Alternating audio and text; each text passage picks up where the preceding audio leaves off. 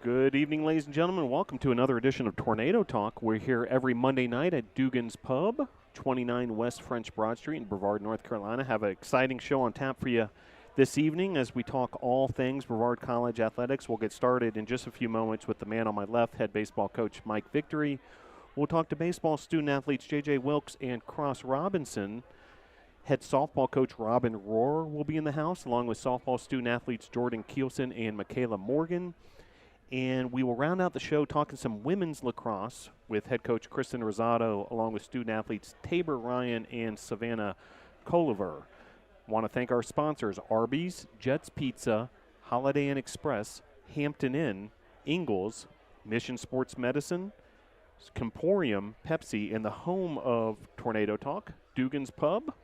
Well, a lot going on this week once again as the spring sports are in full bloom at Brevard College. This Wednesday, a big night at Ives Lamel Family Field. It'll be the home opener for women's lacrosse as the Tornadoes host Johnson and Wales, the Denver edition of Johnson and Wales, the Denver campus. The team from Colorado making the trip down here. Johnson and Wales versus Brevard. That's this Wednesday, 6 p.m. at Ives Lamel Family Field. Track and field gets started with their first event of the spring at Pembroke, North Carolina. That takes place on Friday, March the 6th.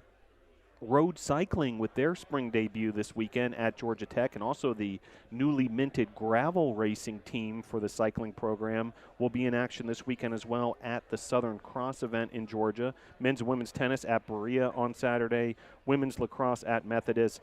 Baseball, a 3-game series versus Maryville, starts Saturday at noon at Gilcone Field, a doubleheader on Saturday, and then game 3 of the series on Sunday at 1 p.m. at Gilcone Field. Women's lacrosse, after their home opener this week, heads on the road to Raleigh at Meredith on Sunday. And then softball will begin their spring break trip, as will tennis. Softball's headed to North Myrtle Beach, tennis to Orlando. Want to catch you up since we saw you last. Climbing competed in their second competition of the season at Kennesaw State in Kennesaw, Georgia.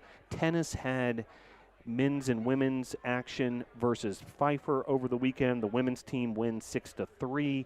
Big day for Samantha Seppi, the senior, at the number 1 spot in singles play. Also, she and Allie Kogoy have a big performance on the doubles side. And then the men, a 7-1 loss to Pfeiffer. Jackson Ray earning the 3-set victory for the Tornadoes. Softball had 2 doubleheaders this past week. The first one versus Converse, a game originally scheduled for Spartanburg, South Carolina. A 9-1 loss in Game 1. 8-1, the Tornadoes bounce back to win Game 2. Big day for freshman pitcher Jordan Keelson, along with Mackenzie Rice. We'll be talking some softball later in the show, as the Tornadoes then played a USA South Conference doubleheader over the weekend.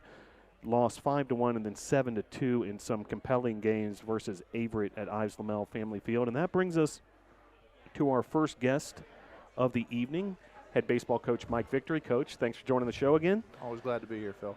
Well, Coach, do want to recap this past weekend, a big series for the team heading over to Rocky Mount, North Carolina. I want to start on the Saturday, a doubleheader, and Tornadoes getting the series going effectively with an 8-2 win, a decisive victory there, 8-2 the final score in Game 1 of the series. Big day for junior catcher Christian Ezell, 4 for 5 at the plate.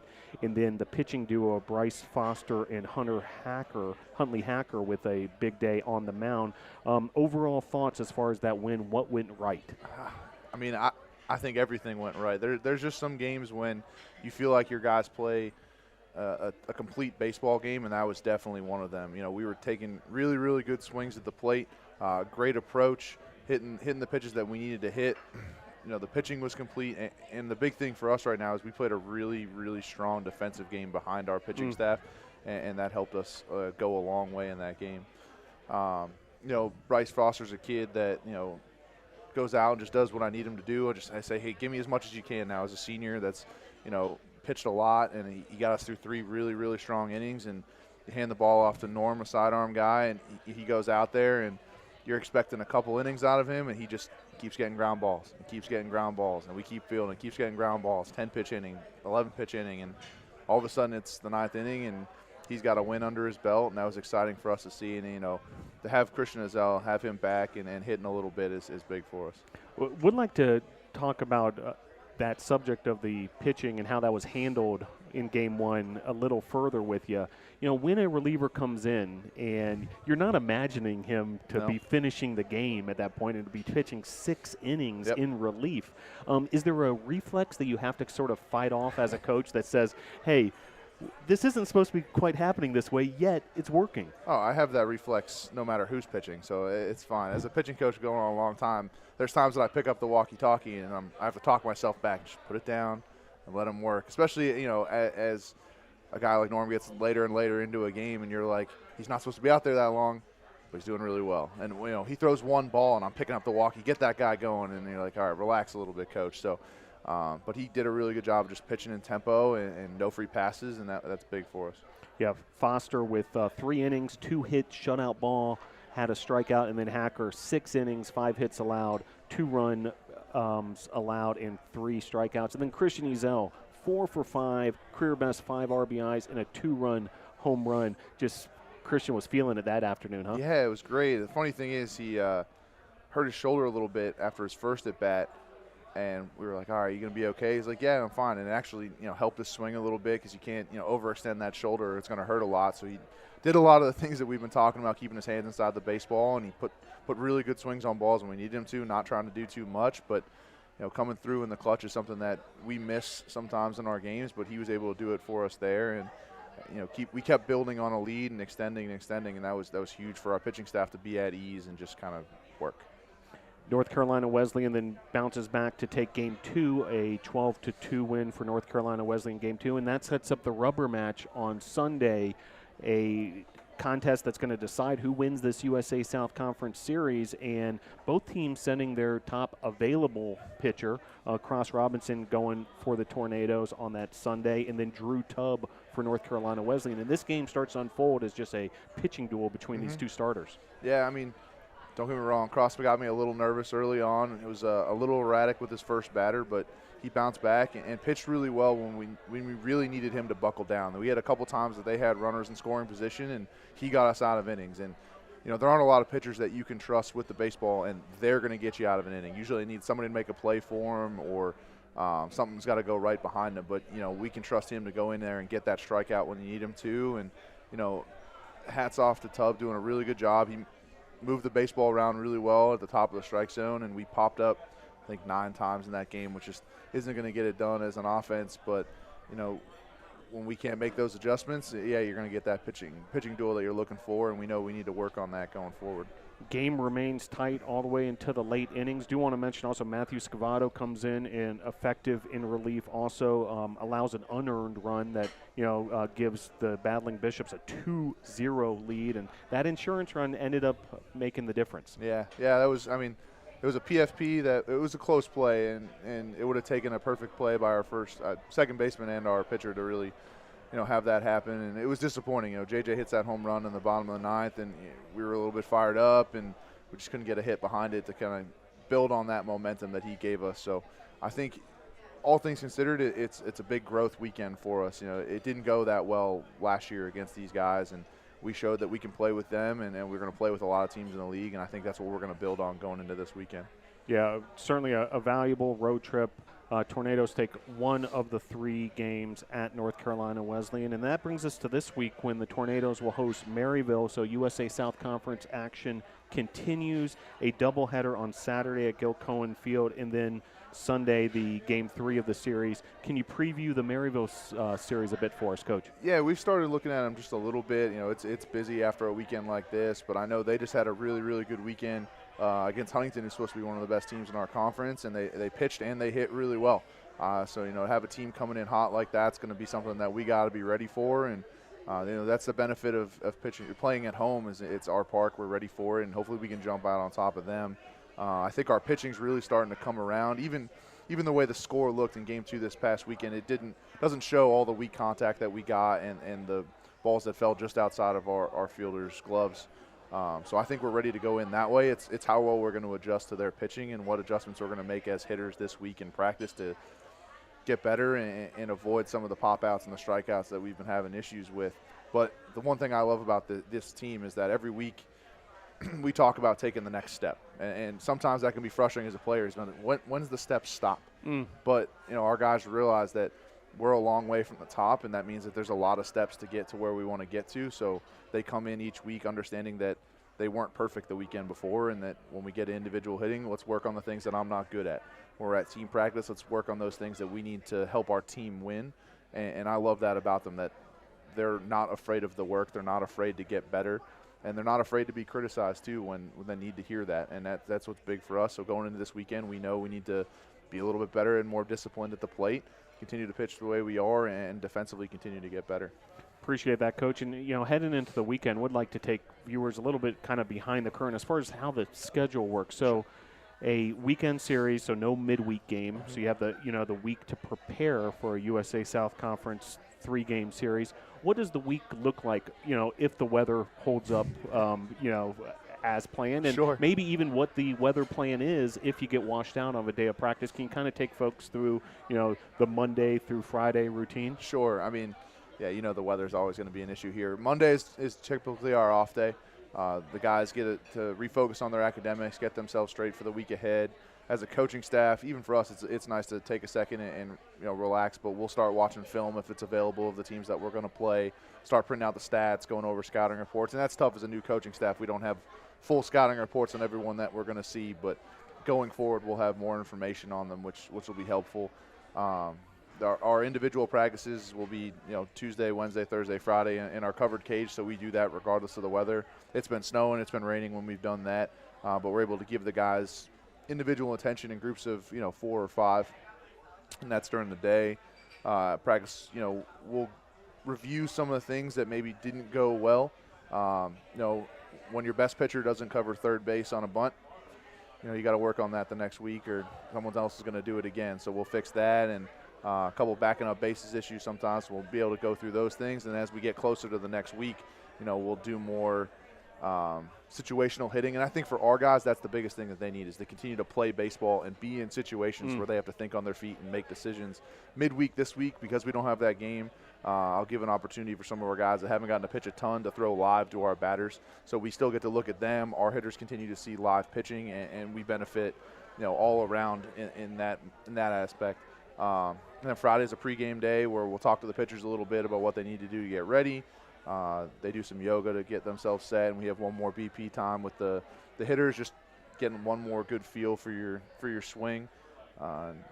Eat a team meal, and then wake up Saturday morning bright and early, get on the field, and get after it. It's tough with spring break coming up too. We got to do a little bit more as a coaching staff to make sure our guys are fed, but it's still a good time for us. Yeah, would like to touch on that too, because after the Maryville series, it is spring break for the student body at Brevard College. We mentioned a couple of the other sports: tennis heading down to Orlando, softball heading to Myrtle Beach, South Carolina. But the Tornadoes will be here at Gil Cohen Field, and there will be some midweek action for Tornado fans to come on out and check out the team. Can you talk through spring break a bit and how that's going to look for the team? Yeah, I mean, it's a benefit for us being a Southern team that teams want to come to us.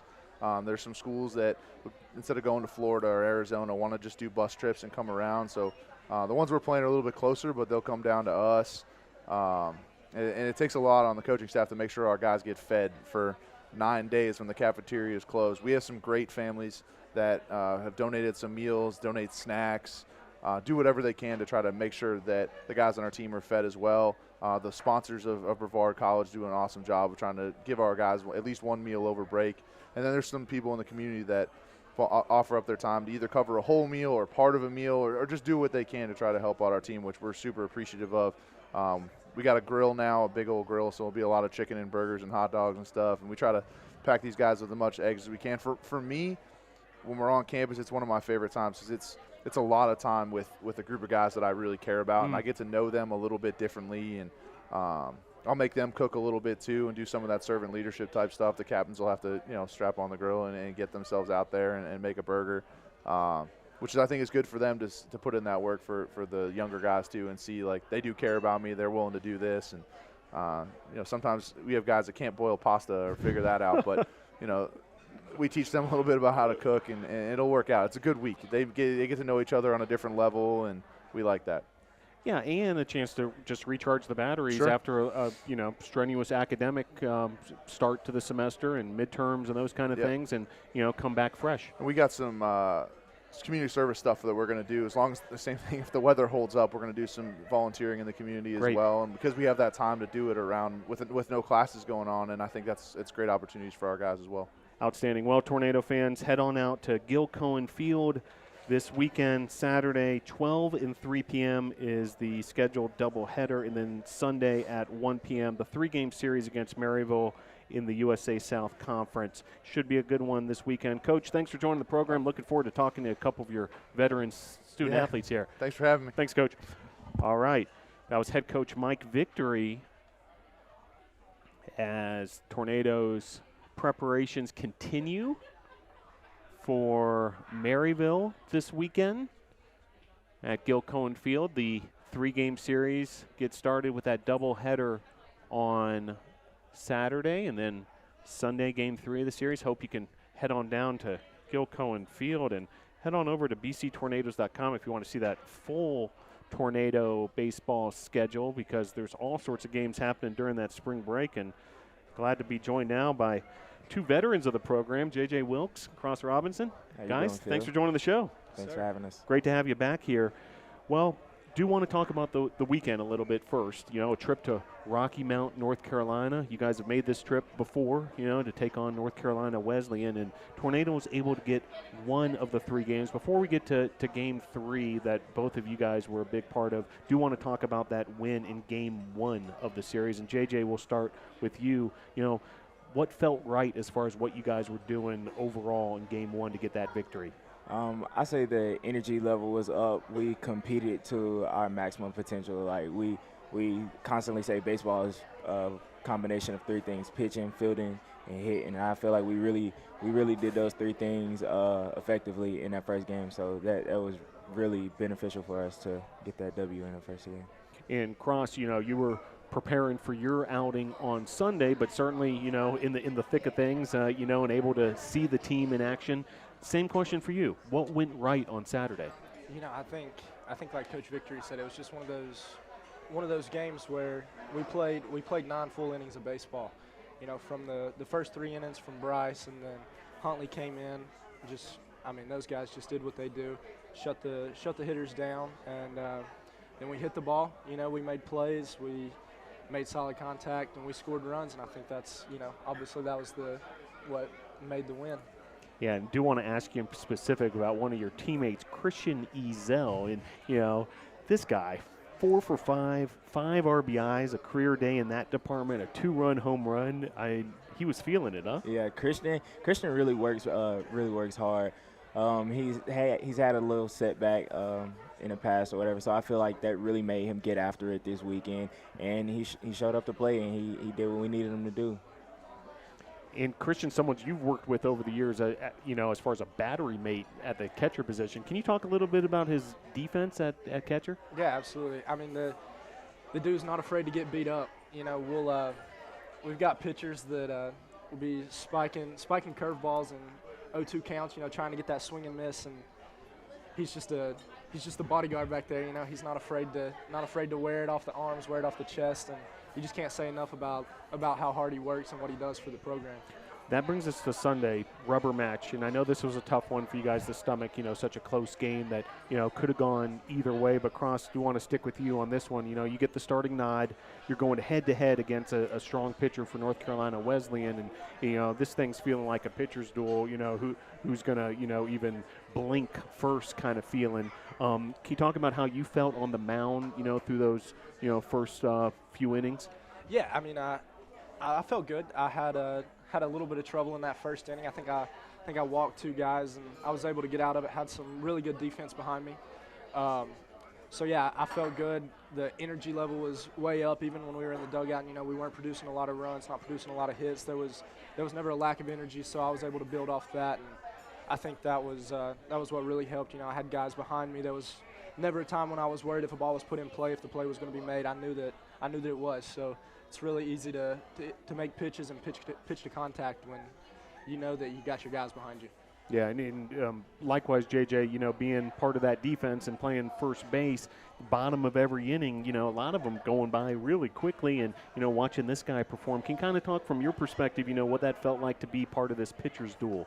Well, Cross, he's always going to be Cross. He's always going to give his all, give 110%.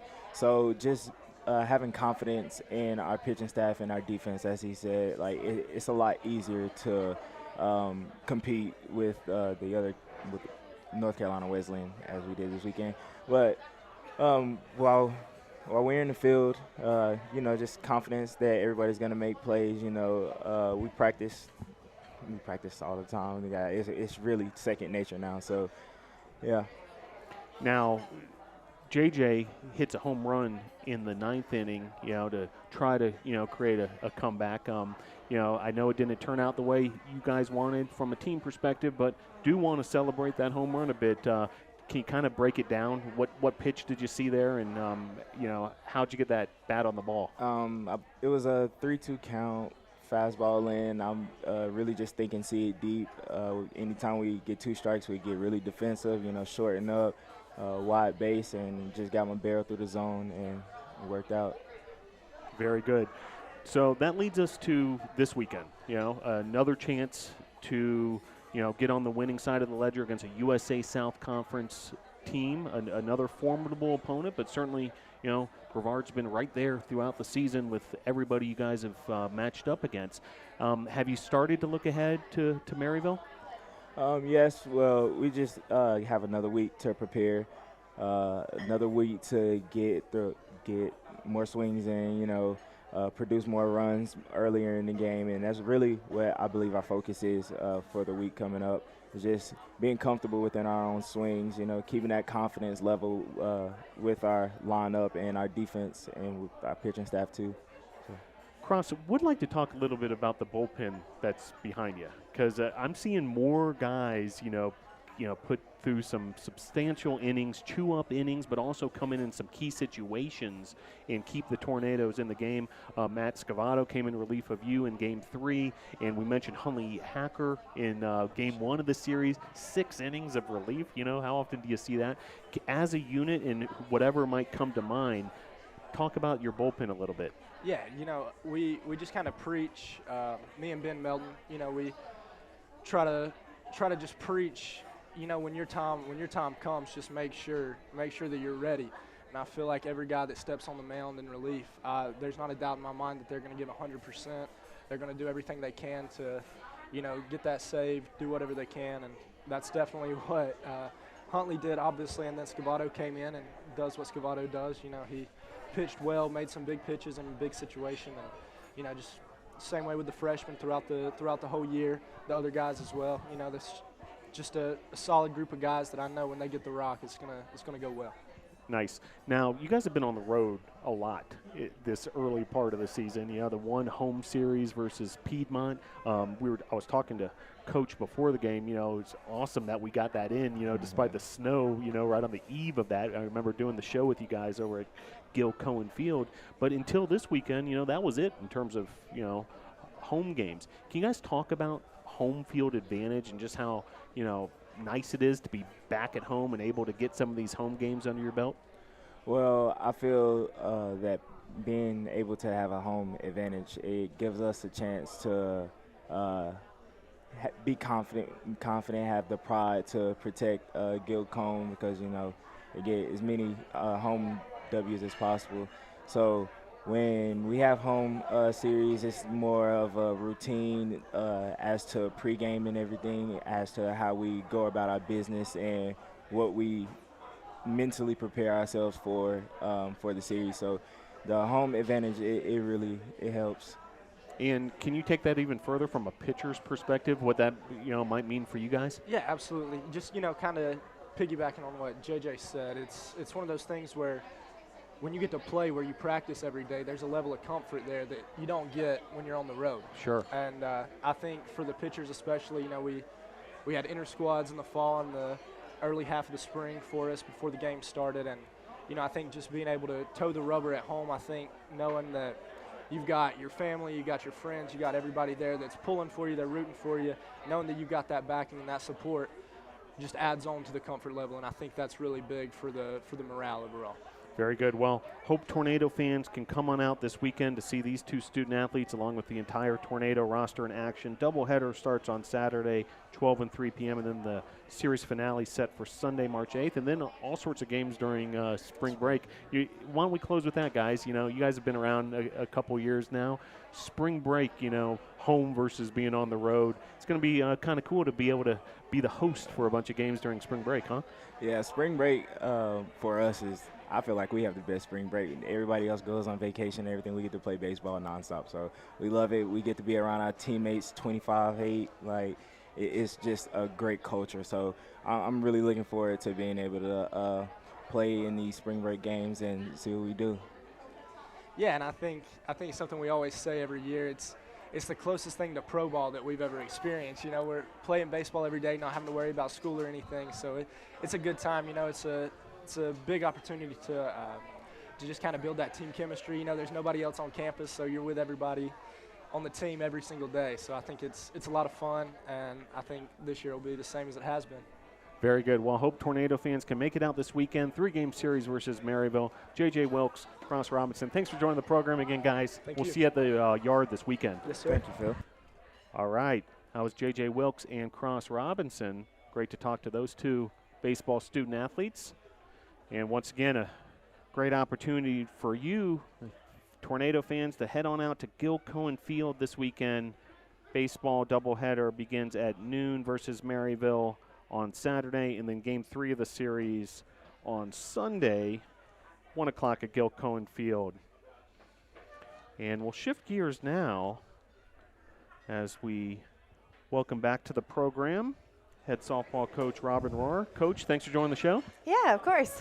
Well, Coach, do you want to catch up our audience with what happened this past week in the world of Brevard College softball? We'll start with the games that took place at Ezell Family Field on Thursday versus Converse. Now, this game was supposed to happen originally in Spartanburg, South Carolina, back on Tuesday of last week. Yes. It gets delayed to Thursday, still set for Spartanburg, the home field of Converse. And then ultimately, the ruling is, well, we're going to play this game on the turf field at Ezell Family Field. Yes. Can we start with that as far as that process? I love letting listeners and viewers like a little bit behind the curtain what goes on in, administration-wise. So can you kind of talk through that as far as the communication with the other team and then ultimately to get the game in coming here? Yeah, of course. So I'm a very angst coach, so I wanted to make sure to get the game in. The first time, their whole outfield was underwater. It was a giant lake. And we thought, we'll just push it a couple days, give it some sun, we'll see if it happens. But even after a couple days of the sun, it was still really wet. We didn't want to risk any injuries. And I wasn't willing to push it back anymore, and we kept canceling. We've had so many different cancellations already with the tournament in Salem, and then this kind of surfaced, and I didn't want to keep canceling the games. I want to get them in. And we're fortunate enough right now to still have that turf field. So we had some beautiful weather and just kind of quick gear transitions, shooting emails out, making things happen. And it was kind of odd having them come out here and be the home field or home team on our field. So that was one thing, but at least we got it in, and we were really excited about that. Yeah, that's right. So Converse batted in the bottom of each inning during the doubleheader. Converse takes game 1 9-1, but then a big bounce back win by the Tornadoes, an 8-1 victory in game 2. Big day for freshman pitcher Jordan Keelson, who we'll have on the program later. Also at the plate, Mackenzie Rice, Mari Cook, Emily White, and Michaela Morgan, who will also be a guest with big days at the plate. Thoughts on that game 2 of that doubleheader? What went right? I feel like what went right is we clicked and adjusted with who we had to defend. So in our first game, we had a pitch change, and our team has a little bit more of a learning process and a learning curve on how to defend each pitcher. And that's something that we're working at the kinks during practice, whereas in game 2, we were able to stick with one pitcher and adjust our field in a different manner. An 8-1 win, and kind of on the cusp of one of those mercy rule wins. Can we talk kind of big picture and philosophically about that? You know, what is that like when you're in the dugout and, you know, the manager of this club and you're creeping up on a potential mercy rule win? Does anything change strategy-wise where you're trying to put away the victory? I would actually rather have close games. I'd rather have the 1-0 or 1-2-3 ball games, just because I feel that's where the most intense competition happens. It's the most exciting and eventful part of it. However, when we get to points where it is 8-1 ball game or something like that, we like to start implementing new signs that we haven't started yet, new strategies, as in let's try to take an extra 60 feet rather than just the first 60. So we might shoot for 120 at that point. But just trying to work different approaches that we haven't yet got to experience because the other games have been so close or we've been playing catch up. Okay, so it's very much like a learning opportunity when the lead's that big. Yes. Interesting, Coach. Now, the season continues then 2 days later with a doubleheader USA South Conference action on Saturday versus Averett. A highly regarded Averett squad comes in here, and Tornadoes, these were close games at many times. The scores don't necessarily reflect how close these games were, but 5-1 loss in Game 1 and then a 7-2 loss in Game 2. Kind of recap that doubleheader for us, Coach. Sure. I think that our team is learning about when we make a mistake to recover. And we've had a few that instead of a recover, it spreads and it just kind of brings our whole team down a little bit. And so our mental toughness is definitely something that we're working on. And I think a little bit of our team felt a little psyched out before we even stepped out on the field that it's such a great competition. We're, you know, like, oh, what about last year and what about this? And a lot of the what ifs became a really big green giant that almost has halted our skills towards the game. And I think that we were able to see what Brevard College softball is actually like in the first 3 innings of the first game, where we were out loud, we were proud, we were representing, and we were playing great softball. And then all of a sudden we started slipping a little bit. A few little errors added up to a lot of big ones. However, I think after that game, we all finally realized that team, each player on that team puts their pants on the same way we do, one leg at a time. Right. And it was a really big learning experience for us. Do want to mention in particular who's going to be a guest on the program, Jordan Keelson. You know, she took the loss in that game on Saturday to go to 2-1 on the season, but her numbers are sensational. 2 earned runs allowed in 19 innings. That's an ERA of 0.74 through 3 appearances.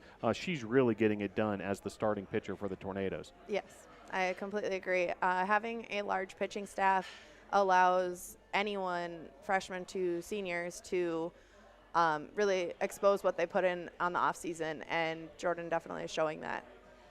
And Michaela Morgan, who will also be a guest on the game, she was a part of that run that was scored to take the early lead against Averett, able to draw a walk in the first at-bat of the game. You know, leadoff type role for Morgan, getting it done in that position. Yeah, I don't believe that she's ever been in that position. If she was, it was a while back in her club teams.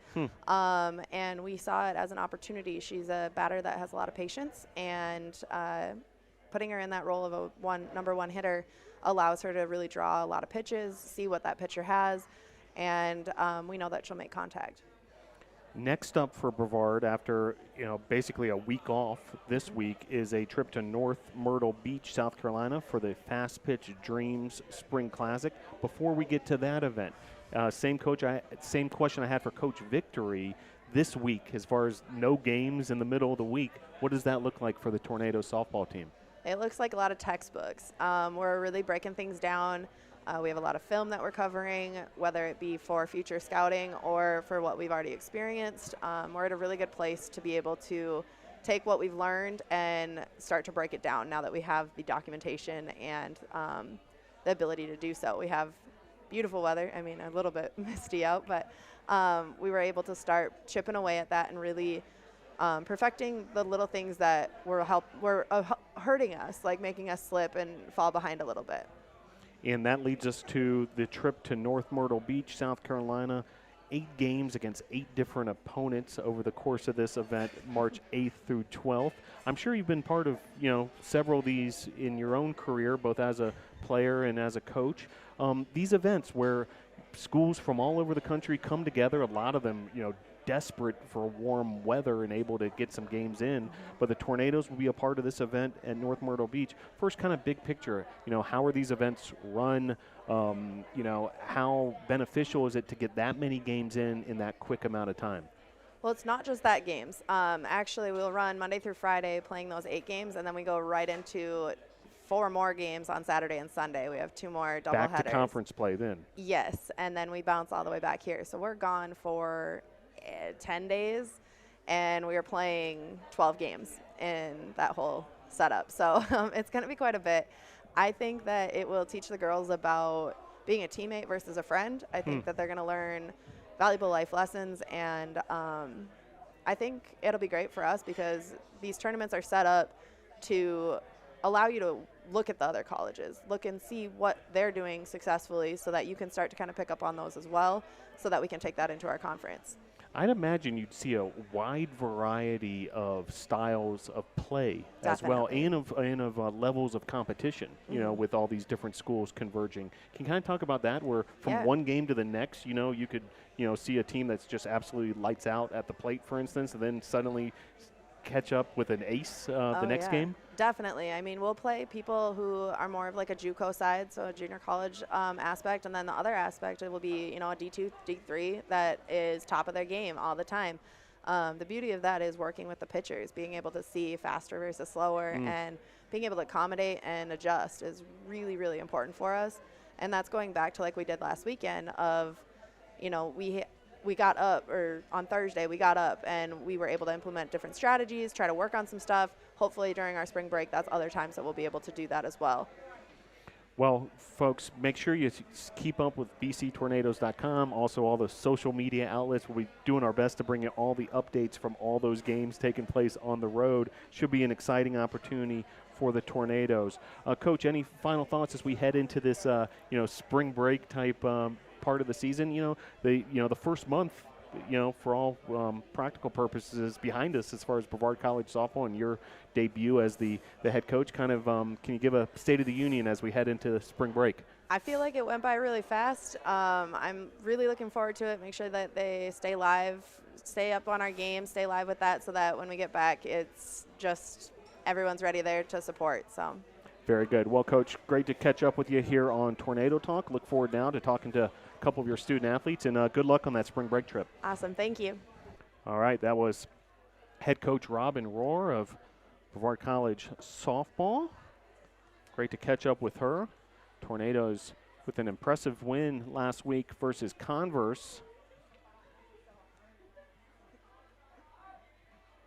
As our next 2 guests make their way here to the broadcast location here at Dugan's Pub. Always great to have some Tornado Talk debuts here. Baseball guys have been on the show 5 or 6 times over their career. We're talking to seniors and juniors, but talking to a couple of Tornado newcomers here, Michaela Morgan, Jordan Keelson. Thanks for joining the program. Thank you for having us. Well, it's great to have you on the show. Let's start with this. Do want viewers and listeners to get to know you, and sort of your background a little further. And Michaela, we'll start with you, freshman shortstop from Robbinsville, North Carolina. Easy question. When did you start playing softball? Probably when I was about 5 years old. And that was in Robbinsville? Yes.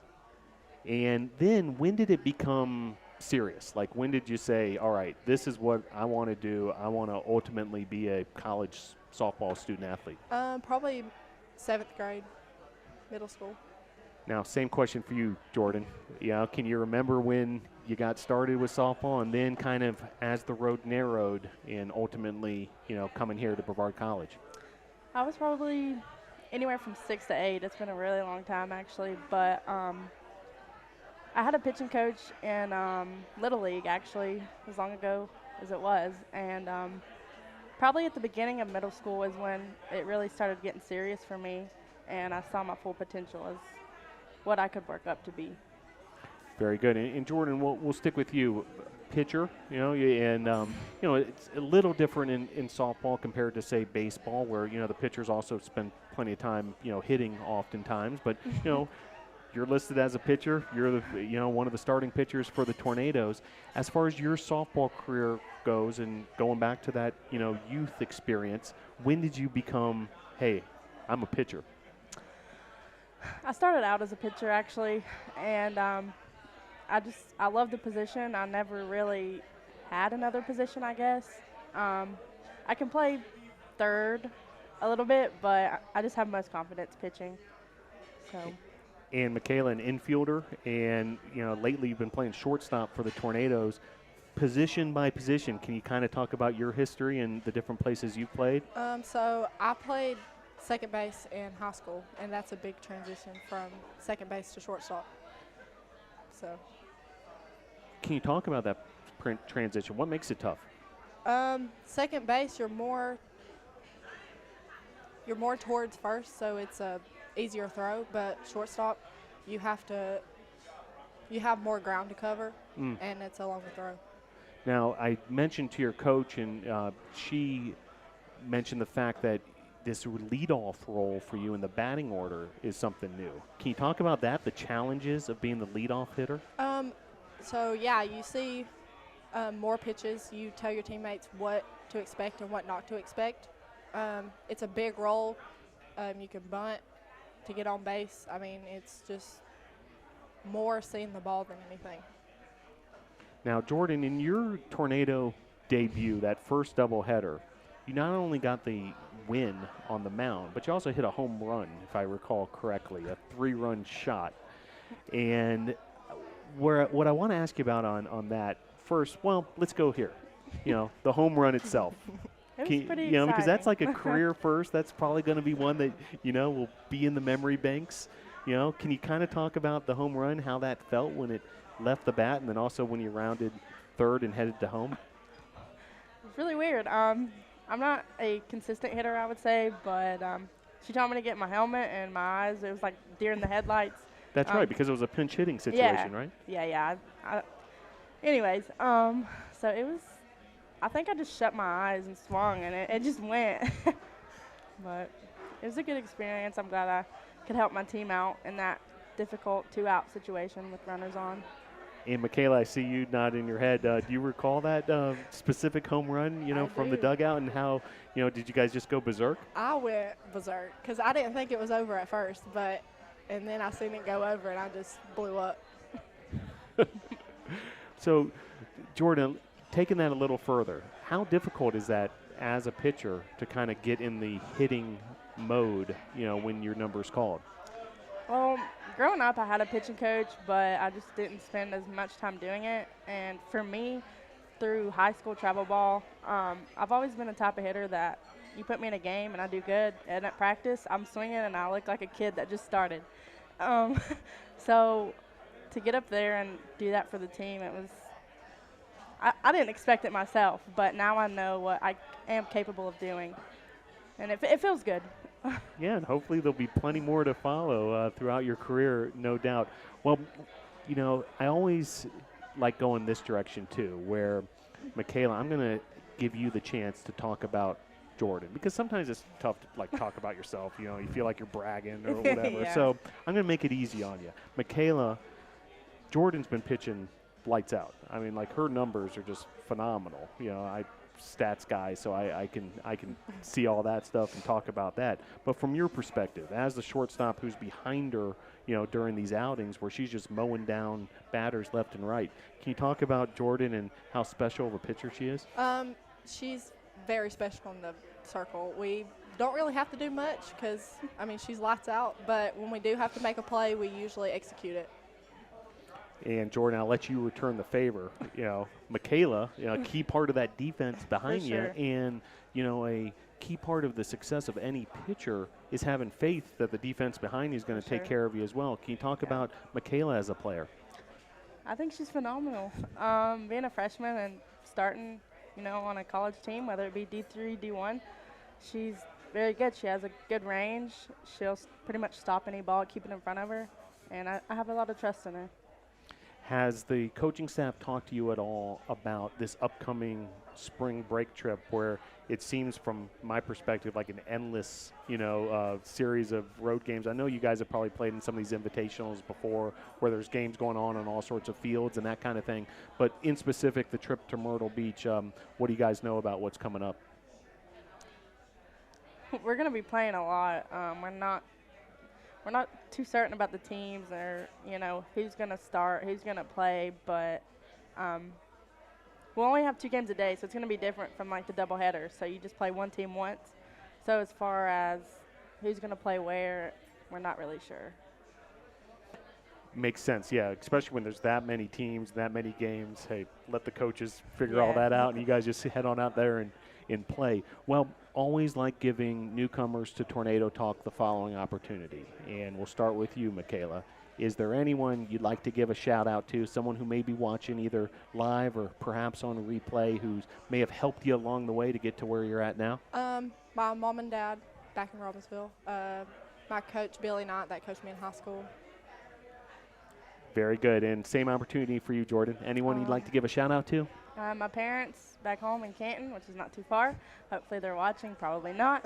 My high school coaches, of course, Coach Rory and Coach Jay, and my papa, who's currently battling cancer.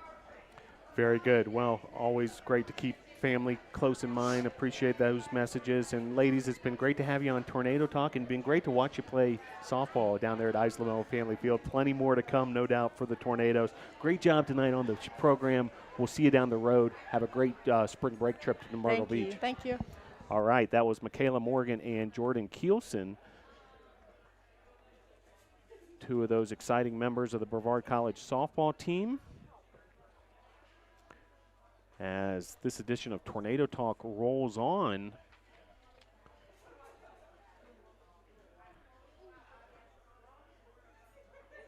and shifting gears now to one of the other teams that plays their games at Ezell Family Field, women's lacrosse.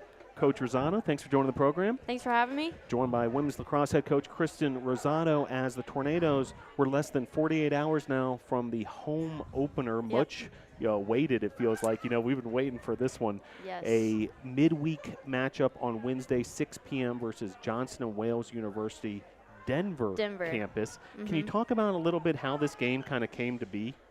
Yeah, we had a team that canceled on us. A conference game, actually, and so it kind of pushed back our start date for our first home game. It was supposed to be this past Saturday, and then they had the same situation. The same team had canceled on them, and through that they just kind of reached out, and I was super happy for it. They were looking for an away game. It's their spring break right now, so they're out playing Oglethorpe, and then they were going to come up and play a different team, and so it kind of worked out perfectly that we were both looking for a game, and I'm excited, finally to be home and, have a home crowd behind us. I think the girls are, really looking forward to not traveling right now and getting this first home game under our belts. Yeah, road games to start the season at Barry and at Truett McConnell. Before we preview the home opener even more, Coach, now that you've had some time to really reflect on those first 2 games of the season in the regular season, kind of big picture thoughts, what went well and what needed to be worked on? Yeah, so Barry was I think it was first game jitters, a lot of freshmen out on the field, a lot of mistakes that we never do those mistakes in practice. But, I think it was just that first time experience getting out there and, dropping passes that, players that you rely on, easy passes or easy finishes right in front of goal, we were dropping those. And just not settling down in those first, say 10 minutes. And it gave Barry a chance to kind of run out from us. And, I think Barry also, it provided us a lot of good things, going on runs ourselves, or, having big-time stops in the clears when they're trying to go down the offensive end of the field. A ton of good things, and also, some bad. Truett McConnell was a lot of bad things for us. It was one of those weird games. It rained the entire time. The field was, muddy and puddles, sitting water. And they played in it, we played in it, but we didn't handle it very well. I think we had a lot of breakdowns in a lot of different areas. And so we really tried to focus on just, attitude and effort. That's the number one thing right now that we're really pushing them on, even in practice. If we have a bad day, great, but we don't have 2 bad days in a row. And those bad days are usually determined by attitude and effort. So we're focused on that. I actually have Coach Temp and Coach Patterson from men's lacrosse. He's helping us out a lot this year. I let them handle practice today and really split them up and do a lot of circuits and breaking down fundamentals. I think those were the things that let us down against Truett McConnell. And I think we're in a really good place right now. I think, if we come out and execute, do what we can do what, we're capable of, I think we'll have a good day against Johnson and Wales. 11 days off between that Truett McConnell match and then the Johnson and Wales game on Wednesday. Is that particularly challenging when there's that much of a time off that, there isn't that, goal right in front of you that you can put an X on? Yeah, absolutely. I think, the number one thing is just that intensity. You have to try so hard to keep it up. Don't let them build bad habits over this, 2 weeks that we've been off pretty much and we haven't had a game. Johnson and Wales just had their first game. It was Sunday, and then their second game is tomorrow. So, they're kind of coming in, full steam right now. And for us, again, kind of going back to attitude and effort, we just been pushing them high intensity on everything, just make it game-like as much as possible. But definitely, I'm a little nervous. We haven't played a game in a couple weeks, so I think they'll be fine. But, of course, we're going to push them in those first 5 minutes and really work them, to come out of the gates and just go for it. Don't be afraid. Don't be nervous. Just have fun and go for it. Coach, we talked about this a little last year, I think, before your home opener, but would like to revisit it again because some of our audience, granted, might not be that familiar with women's lacrosse on the college stage and maybe have never even been to a lacrosse game live. And they'll have this opportunity on Wednesday to come on over to Ives Lamel Family Field. In a nutshell, what can they expect, and what are the highlights of coming to a women's lacrosse game and watching this sport live? Yeah, I think the game they've done a great job of really changing up the rules to make it more exciting. There used to be a lot of whistles, a lot of stop of play, but right now it's full go. It's kind of just like a basketball game. It's a lot of back and forth. Offensive end, you're going to see, hopefully, a lot of action in terms of cutters and set pieces and stuff like that. Just like you would basketball. In defense, we run a zone. We run a high-pressure zone in their face. We want to cause turnovers and be chaotic and, all that good stuff. We like to be super aggressive on the defensive end. So I think come out, stand next to someone that has a lacrosse shirt on and ask a lot of questions. But I think, again, the game is really transformed, and they've done a good job in changing the rules and making it a lot more exciting to come out and watch. So I think you definitely won't be disappointed. And just one more question for the potential newcomer. Yep. There is a shot clock, Yep. Like you would see in basketball. Can you explain the rules behind the shot clock? Yeah, for us, it's pretty simple. Once we gain possession, say our goalie makes a save, from that point on, we have 90 seconds to clear the ball and have an offensive possession. Once that either hits the opposing goalie, or it hits the goal frame in some way, just like the rim in basketball, it'll reset. And, so you'll have additional time in that situation. Same thing, though, if their goalie makes a save, shot clock changes, and then, again, kind of off to the races. You have 90 seconds possession.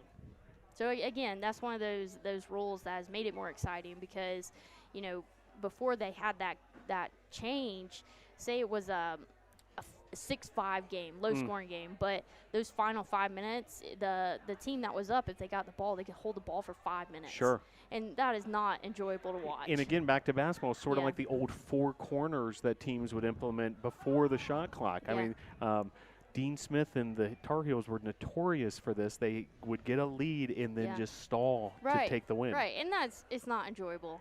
So if they've done away with that, it does make, that last 90 seconds, if you are up or if you are down, makes it really exciting.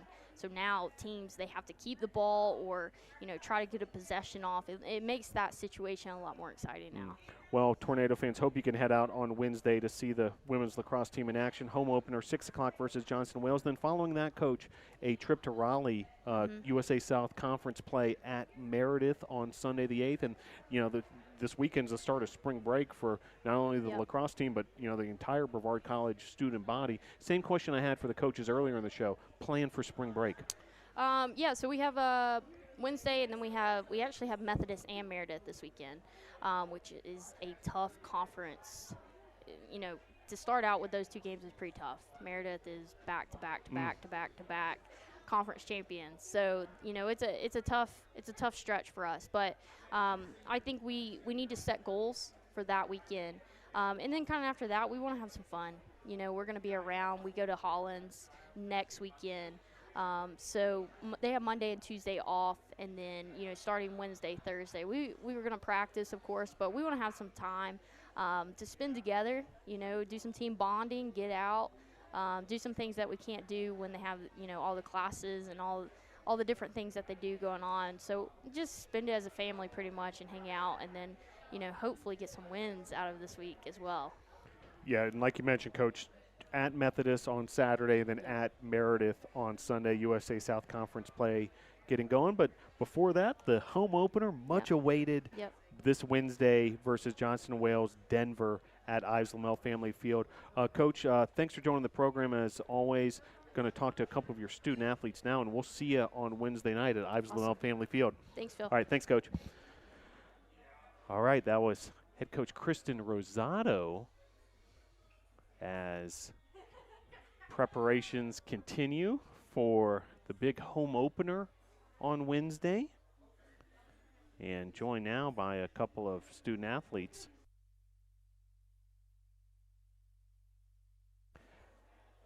Savannah Culliver and Tabor Ryan joining the program. Great to have these two on the show. Ladies, thanks for joining the program. Thank you for having us. Thanks for having us. Well, it's been 11 days since you last played lacrosse against somebody other than yourselves. How anxious are you guys to get things started on the home field this Wednesday? Oh, I'm ready to get out there and get it going. I think this is going to be a good game for us, too. It's a pretty even matchup, so it should be a pretty good game to get out there, especially for our first-time game. Savannah, similar feelings? Yeah, just going out there and playing for the first time for our home game is just a really exciting feeling, yeah. Yeah, no doubt. We've been waiting for this one, and, finally it'll feel like women's lacrosse season is here for those of us at Brevard College, because you guys have been hard at work, but playing these road games to get things started. Reflecting back on those road games, same question I had for Coach, sort of what were the things that you guys felt like you really needed to work on during this layoff to get prepared for this Wednesday? I definitely think we need to work on our turnovers, getting those down, not having as many, and increasing our calls turnovers. We need to get that ball back when the other team has it. Also getting that clear up and getting it all the way to the other side of the field instead of just leaving it on half field on our side. That'll be the keys to having a successful game. Yeah, and I also think that we needed to work on our shot placement, because some of our shots kind of either went right into the goalie stick or just completely missed the goal. And I feel like just placing our shots where the goalie isn't, I think that's what we needed to work on. Savannah, let's stick with you. You're a midfielder, yes, correct? And one of the things you may have heard me talk to Coach about, a lot of our audience might not be that well-versed with lacrosse, yet. We're teaching them, But can you explain your position as a midfielder for someone who's maybe never seen lacrosse or maybe seen just a little bit, what your job is at the midfield? Yeah, okay. So my job as a midfielder is at the beginning of the game, or the beginning of, the draw circle. My job is to, either get the ball, and I also do offense and defense, so I kind of am the one that runs back and forth the whole time on the field. And, my job is to either get the ball and go to the goal or get back on the other side of the field and play defense. Yeah, so I'd imagine that fitness level, comes into play at certain points of the game, no doubt. And Tabor, listed as a defender. Yes, sir. Same question for you, the defender role. I hold it down at our side of the field with the goalie. I make sure she's protected. I make sure the ball doesn't get in the back of that net. We work on keeping all the girls outside the 8, which is the critical scoring zone. So when they get in there, that's when it's all hectic and you just try and get the ball out. So it's all about protecting that goalie and making sure nothing gets in that crease and that goal. Now, would like to let listeners and viewers get to know you guys personally as well a little more, too. And Savannah, freshman midfielder from Greenville, South Carolina, so not all that far from here at Brevard College. Can you talk about, your upbringing in sports and, when it eventually became the focus of lacrosse? Yes. So as a child, I wasn't really into sports, and I kind of had a hard time figuring out what kind of sports I want to play. And actually, one of the first sports I kind of picked up on was lacrosse, and kind of just passing in the yard with my dad, not really playing on a real team.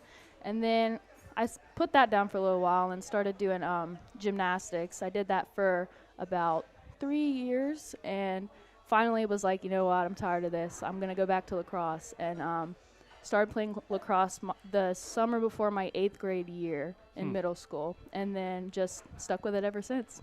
Very good. And Tabor out of Northeast Maryland. Yes, sir. Same question for you. And by the way, I know up in that part of the country, lacrosse is, a big deal, correct? Oh, yeah. And it's actually kind of funny because I'm from the northeastern corner of Maryland, and the county next to ours actually had lacrosse a whole lot sooner than we did. So they have been playing for years before.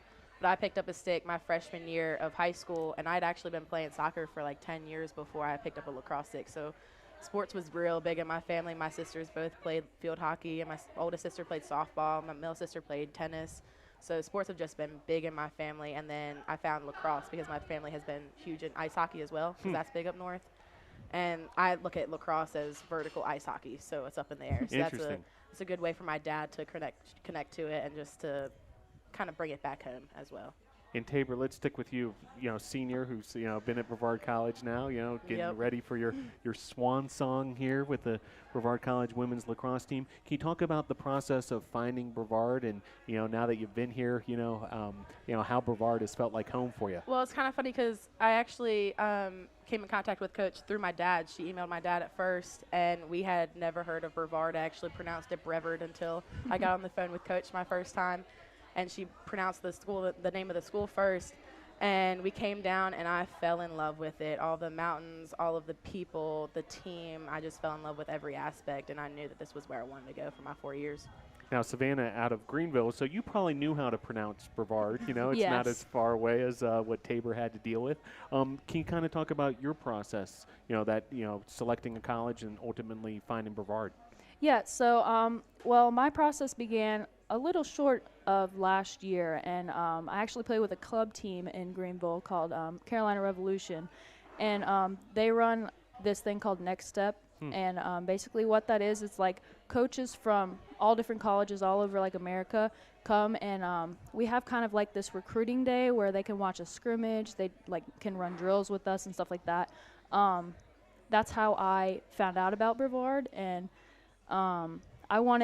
for me, I was looking for a college that was closer to home because I'm a homebody, I'll be honest. And I was looking for somewhere that I could be close enough to home that I could go home for a quick weekend, but far enough away that I have my own independence. And when I visited Brevard, I just fell in love with the campus, heard about the smaller class sizes, and figured that's probably more beneficial to get that one-on-one contact. And then met the team, and I fell in love and met some of my best friends, and Very nice. And you mentioned the classrooms. You're in your first year here, Savannah. Have you declared a major yet? No, but I do know what I want. I want to major in exercise science. Very good. And Tabor, how about yourself in terms of the academics? I am a health science major with a minor in biology and natural history. And with that being said, since you're close to graduation, plans for afterwards, have you solidified those at all? I'm looking at going to vet school still. That process takes a while, but I'm looking at a couple vet schools in Colorado and Florida and up in Pennsylvania. So that's the goal, but overall just grad school. Very exciting. Well, Tabor Ryan, Savannah Culliver, before I let you go, I always like giving student athletes the following opportunity. Anyone who may have helped you along the way or who might be watching this program either live or maybe a rebroadcast of it at any point who you'd like to give a shout out to, the floor is yours. We'll start with Savannah. I want to just give a shout out, of course, to my family and also my high school coach, Carrie Ernst, and my club team coach. Yeah, that's it.